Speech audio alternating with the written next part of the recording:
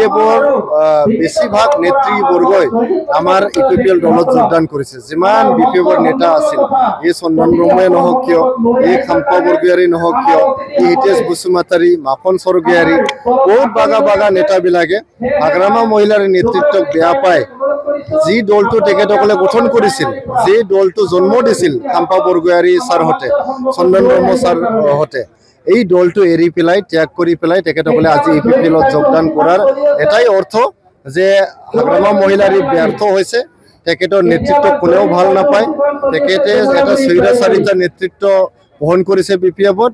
আৰু আজি বিটিআৰ অঞ্চলৰ ৰাইজে তেখেতক ৰিজেক্ট কৰিছে। 864 জন 864 টোটেল বিপিএফ, ঘাইকে বিপিএফ আৰু বিভিন্ন দলৰ পৰা আমাৰ ইপিপিএল দলত যোগদান কৰিছে।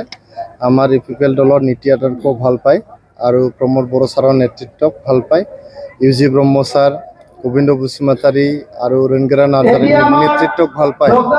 আজি বিপিএফৰ কৰ্মীবিলাকে আমাৰ ইপিপিএলত যোগদান কৰিছে। এইটোৱে প্ৰমাণ যে গোটেই বিটিচিত আজি প্ৰমোদ বড়ো ছাৰৰ নেতৃত্বত কিমান বিশ্বাস কৰিছে। প্ৰমোদ বড়ো ছাৰে আমাক শান্তি ঘূৰাই আনি দিছে, আমাক উন্নতি দিছে।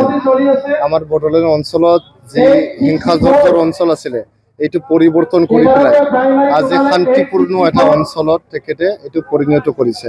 গতিকে আমাৰ বড়োলেণ্ডবাসী ৰাইজে তেখেতৰ ওচৰত চিৰকৃতজ্ঞ হৈ থাকে, তেখেতক ধন্যবাদ জনাব। আৰু 2025 যে ইলেকশ্যন আহি আছে, ছেপ্টেম্বৰ মাহত হ'ব বুলি আমি শুনিছোঁ।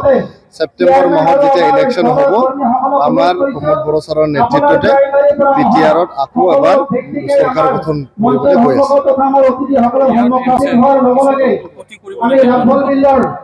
নতুন ৰাজনৈতিক দল অল্টাৰনেটিভ পাৰ্টি অফ বড়োলেণ্ড এইটো গঠন যে কৰিছে, এইটো আমি ৱেলকাম জনাইছোঁ। এটা গণতান্ত্ৰিক দেশত সকলোৰে অধিকাৰ আছে এটা নতুন দল খুলিবলৈ বা পাৰ্টি গঠন কৰিবলৈ।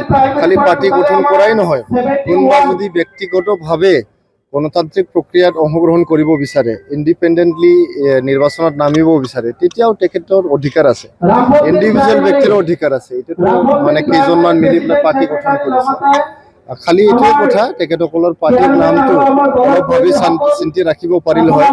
অল্টাৰনেটিভ পাৰ্টি ৰাখিছে, তাৰমানে যিবিলাক বেলেগ পাৰ্টিত নাই, এইটো পাৰ্টিত মানে যাব লাগে তেনেকুৱা এটা কিবা দেখাইছে। কিন্তু চব ব্যক্তিটো এটা নহয় এটা পাৰ্টিত জড়িত হৈ আছে অলৰেডি, আজিলৈকে মানে ভোট দি আহিছে।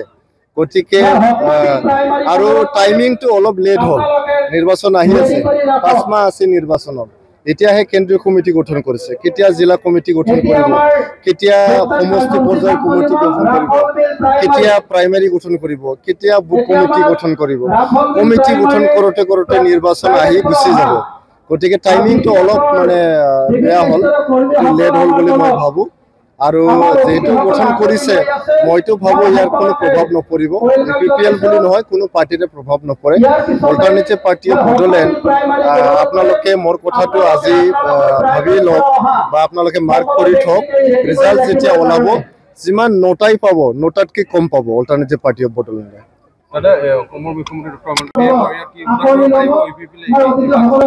দতমা MCLA সমষ্টিত এইবাৰ ইপিপিএল জিতাটো খাটাং। ইয়াতে কোনো শক্তিয়ে ইপিপিএলক ধৰি ৰাখিব নোৱাৰে। দতমা যে আমাৰ পৰিষদীয় সমষ্টি আছে, এইটো ইপিপিএল জিকাটোৱে নহয়, জিকি পেলাই ইয়াত এজন AM পাবলৈ গৈ আছে দতমাবাসী ৰাইজে, দতমা সমষ্টিৰ ভোটাৰ ৰাইজে ইয়াত AM পাবলৈ গৈ আছে। গতিকে যি 5টা বছৰ ইপিপিএল চৰকাৰ চলিল, কিন্তু ইয়াতে MCLAটো আছিলে বিপিএফৰ। ইয়াত বহুত উন্নয়ন হ'ব পৰা নাই, ইয়াত MCLA কাম কৰিব পৰা নাই, তেখেতৰ এগেইনষ্টত বহুত ইনকামেঞ্চি হ'ল। গতিকে ইয়াত দতমা নহওক, খালি MCLA বুলি নহয়, MLA 2024 যেতিয়া ইলেকশ্যন হ'ব, দতমা MLA সমষ্টিও আমি জিকিবলৈ গৈ আছোঁ। ইপিপিএলে হওক বা বিপিএল হওক বা যে নতুনকৈ অলৰেডি ইমান নতুন পলিটিকেল পাৰ্টি হ'ব লাগে। আমাৰ মাননীয় মুখ্যমন্ত্ৰী, কৰ্মযোগী মুখ্যমন্ত্ৰী ডক্টৰ হিমন্ত বিশ্ব শৰ্মাই আমাক নেতৃত্ব বহন কৰি আহি আছে। 2020 চনত যেতিয়া আমি ইপিপিএল BJP বিটিআৰত চৰকাৰ গঠন কৰিলোঁ, তেতিয়া তেখেতৰ নেতৃত্বতে আমি চৰকাৰ গঠন কৰিছোঁ।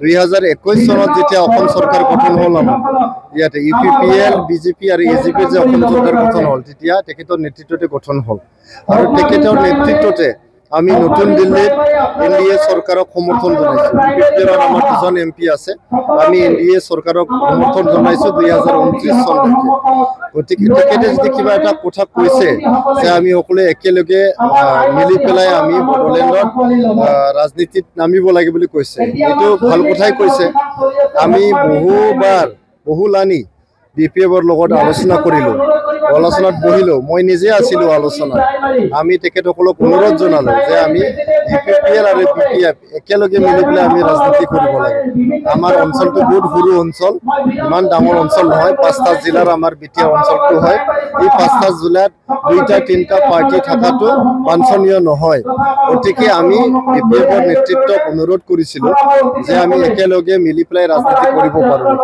তেখেতসকলে বেছিভাগ লিডাৰবিলাকে আমাক সঁহাৰি জনাইছিল আমাৰ লগত সামিল হ'ব বুলি কৈছিল কিন্তু হাগ্ৰামা মহিলাৰী ডাঙৰীয়া নিজৰ যে লোক নিজৰ যে আশা আকাংক্ষা তেখেত এজন উচ্চ আকাংক্ষাৰ ব্যক্তি হয় তেখেতৰ গ্ৰীডটো শেষ নহয় তেখেতে এটা পদবীটো নাপালে সামিল নহয় আমাৰ লগত মানে একলগ নহয় বুলি ক'লে এইকাৰণে আমাৰ যে আলোচনা প্ৰক্ৰিয়া এইটো স্থগিত হৈ ৰ'ল আৰু এইটোৱে বেয়া পাই পেলাই আপোনালোকে দেখা পাইছে BPFৰ বেছিভাগ নেতৃবৰ্গই আমাৰ UPPL দলত যোগদান কৰিছে যিমান BPFৰ নেতা আছিল এই চন্দন ব্ৰহ্মই নহওক কিয় এই খাম্পা বৰগোহাঞি নহওক কিয় এই হিতেশ বসুমতাৰী মাখন স্বৰ্গীয়াৰী বহুত বাগা নেতাবিলাকে হাগ্ৰামা মহিলাৰ নেতৃত্বক বেয়া পায় যি দলটো তেখেতসকলে গঠন কৰিছিল যি দলটো জন্ম দিছিল খাম্পা বৰগোহাঞি ছাৰহঁতে চন্দন ব্ৰহ্ম ছাৰহঁতে এই দলটো এৰি পেলাই ত্যাগ কৰি পেলাই তেখেতসকলে আজি UPPLত যোগদান কৰাৰ